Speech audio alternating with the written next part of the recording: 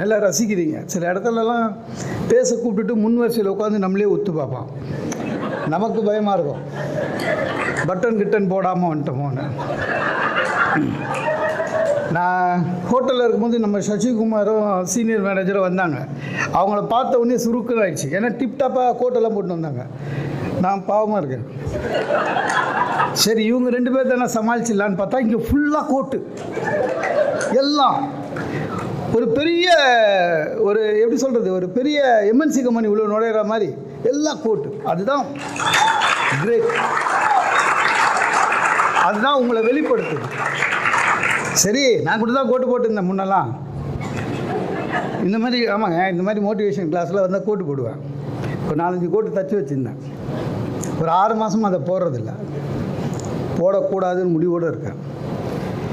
ஒரு motivation class உள்ளே நுழைஞ்சோன்னே ஒரு தம்பி வந்து சார் ஒரு செல்ஃபி எடுத்துக்கிறேன்னாரு. எடுத்துக்கு தம்பின்னு எடுத்துகிட்டு சும்மா போயிருக்கலாம்ல. அவன் திரும்பி பார்த்து என்ன கேட்டான், உங்கள் 2வது படம் எப்போ வருதுன்னு கேட்டான். நான் சொன்னேன் இன்னும் ஒரு படம் கூட நடிக்கலையேப்பான்னு. அப்போ லெஜெண்ட் நினச்ச சரவணா ஸ்டோர் ஓனர் நீ இல்லையான்னு.